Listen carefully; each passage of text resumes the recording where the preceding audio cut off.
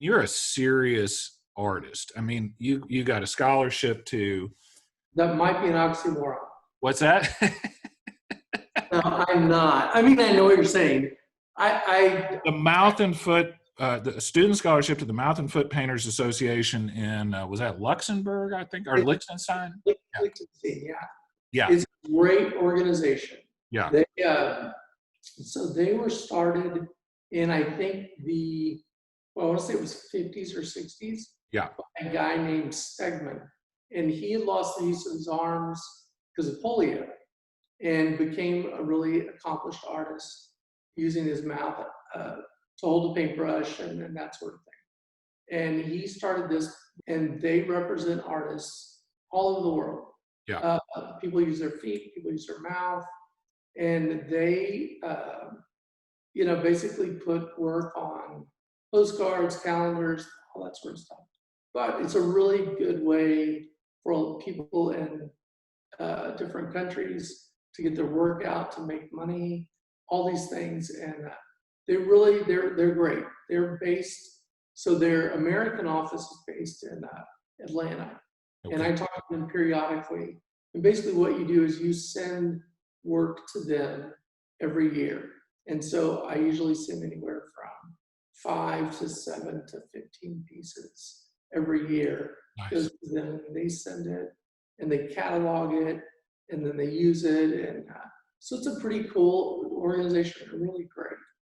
It was one of those things that I think I don't even know how I got started with them, but it's a long process. It's a slow moving machine. So like you submit work, and then they look at stuff and review it, and then they had someone come. Once they had gone through that process, then they fly someone to meet you and to watch you paint and talk to you and that sort of stuff. And the whole thing took about 2 years before you're actually accepted. Walk us through how it was you kind of learned the principles of painting, and then I after did, that, how you learned how to do it with your mouth. it was so so it really kind of all kind of comes together in that, they talk about advertising is where art and commerce meet. Uh, I might get punched in the face for saying that, but like, that's one of those places where you do have a lot of talented people.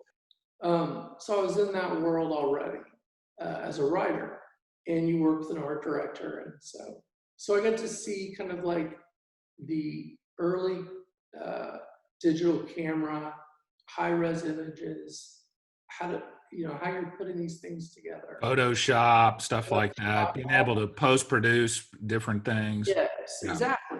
And I'm looking at prints and posters that we've all grown up with, Van Gogh, Picasso, all these monster people, artist-wise.